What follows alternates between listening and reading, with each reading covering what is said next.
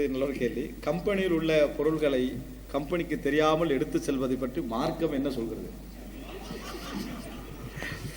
அப்படி எடுத்து சென்று உபயோகிப்பதாக இருந்தால் தண்டனையும் பரிகாரமும் என்ன? அவருடைய கேள்வியாக எதிரிக்கும் நான் நினைக்கிறேன் சொன்னால், அப்படி எடுத்து போயிட்டா நம்ம என்ன செய்யறது அப்படி என்பதை அவருடைய கேள்வியாக இருந்திருக்கும்.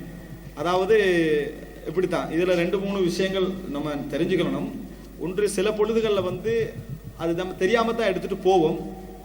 ஆனால் அது கம்பெனி இது ஒன்றில் த்ரோ பண்ணுவோம் அல்லது என்ன செய்வோம், யாரா எடுத்துகிட்டு போகட்டும் என்ற லெவலில் வச்சிருப்பாங்க. என்ற லெவலில் என்ன செய்வாங்க, வைத்திருப்பார்கள். அந்த மாதிரியான விஷயங்களுக்கு உதாரணம், ஒரு பெரிய ஒரு புக்ஸ் அட்டி வச்சு, அது யாரும் எடுத்துகிட்டு போகிறது இல்லை, ஒரு புக்ஸ் அட்டி என்ன செஞ்சிருப்பாங்க, வச்சிருக்கான்னு வைங்களேன். அதாவது புத்தகம் அப்படி நிறைய வைத்திருக்கிறார்கள் வைங்க.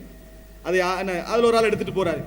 அதே போல் சில ஃபங்க்ஷன்கள் நடந்து முடிஞ்சு போட்டு சாப்பாடு உணவுகள் என்ன செஞ்சிருப்பாங்க, வச்சிருப்பாங்க. யாரா விரும்பினா என்ன செய்யட்டும், யாராவது விரும்பினா எடுத்துகிட்டு போகட்டும் மாதிரி தான் வைத்திருப்பார்கள். நம்ம தெரியாமல் தான் என்ன செய்வோம், எடுத்துகிட்டு போவோம். அது தெரியாமல் எடுத்துகிட்டு போகிறதுக்கு காரணம் அவன் கம்பெனிக்காக வேண்டிய இல்லை, பக்கத்தில் உள்ளவனு தெரிஞ்சிடப்படானதுக்காக தான் எடுத்துகிட்டு போகிறது. இவன் என்ன நினைப்பான், இதையும் எடுத்துகிட்டு போகிறானா அப்படின்னு அவன் நினைப்பானதுக்காக நம்ம சில நேரங்கள் எடுத்துகிட்டு போவோம். இது இதை பொறுத்த வரைக்கும், அதாவது எங்களுக்கு அனுமதி தெரியுது, எங்களுக்கு அனுமதி தெரிவதனால நாம் என்ன செய்யறோம், எடுத்துகிட்டு போகிறோம். உதாரணமாக அல்லாஹ் தஆலா குர்ஆன்ல சொல்றான், நீங்கள் உங்கள் நண்பர்களுடைய வீட்டில் உண்ணுவதில் தடை இல்லை அப்படின்னு சொல்றான். அதே எப்படி நீங்கள் வீட்டுக்கு போறீங்க, ஒரு பிஸ்கட் வச்சுக்கிறாங்க, இந்த பிஸ்கட் எடுக்கவான்னு கேட்க வேண்டிய அவசியம் இல்லை. வாசல்ல இது பிஸ்கட் எடுத்து என்ன செய்யலாம், சாப்பிடலாம். அது உங்களுக்கு ஹராமாக என்ன செய்யாது, மாறாது. இந்த அடிப்படையில் நம்ம இருக்கக்கூடிய கம்பெனி எதை அது உங்களுக்கு தெரியும், உள்ளத்துக்கு தெரியும், சரியா? அந்த மாதிரி லெவலில் உள்ளவைகள் அடுத்தது குப்பைக்கு போகும் அல்லது வீசுவாங்க. அந்த மாதிரியான அம்சங்களாக இருக்கும். அது கம்பெனிக்கு தேவையில்லை, அது கம்பெனி அதை கணக்கெடுக்காது என்பது உங்களுக்கு தெரிஞ்சு நீங்கள் என்ன செய்றீங்க, அதை எடுத்துகிட்டு போறீங்கன்னா அதை நீங்கள் மறைக்கிறதுக்கு பல காரணங்கள் இருக்கலாம். என்ன, பக்கத்தில் உள்ள அதை ஒரு சில டைமில் அது ஒரு வெக்கமான ஒரு செயல்பாடாக இது வேறு. ஆனால் கம்பெனிக்கு தெரியாமல் எடுத்துகிட்டு போகிறது கூடுமான்னு கேள்வி வருதுக்குதே, இந்த மாதிரியான விஷயங்களை பொறுத்த வரைக்கும் அது கூடாதான் தான் என்ன செய்யும், இருக்கும்.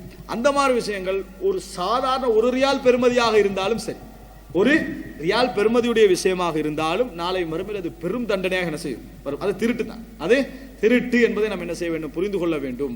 அப்ப ரசூலுல்லாஹி ஸல்லல்லாஹு அலைஹி வஸல்லம் ருபு தீனார்னு சொல்றாங்க. ஒரு தீனாருடைய 4 பகுதியில் 1, அதுக்கு மேல யார் திருடினால் என்னது, கைவெட்டப்படும் ரசூலுல்லாஹ். அப்ப எந்த லெவல்னு எடுத்து பாருங்க. அப்ப இந்த அமைப்புல ரசூலுல்லாஹி ஸல்லல்லாஹு அலைஹி சொல்லி இருக்கிற நேரத்தில் அப்படி எடுக்கக்கூடாது. யாராவது அப்படி எடுத்திருந்தால் அவர் செய்ய வேண்டிய வேலை திருப்பி மீட்டிடணும். முதல் வேலை, தௌபாவுக்கு முந்தி முதல் வேலை, யாருடைய ஹக்கையா நம்ம எடுத்திருந்தா அதை திருப்பி மீட்டிடணும். மீட்டுவதற்கு முடியாத சில அம்சம் என்ற அடிப்படையில் நம்ம எடுத்திருந்தோம்டா, மீட்டி எல்லாம் திருப்பி கொண்டு வைக்கலாது.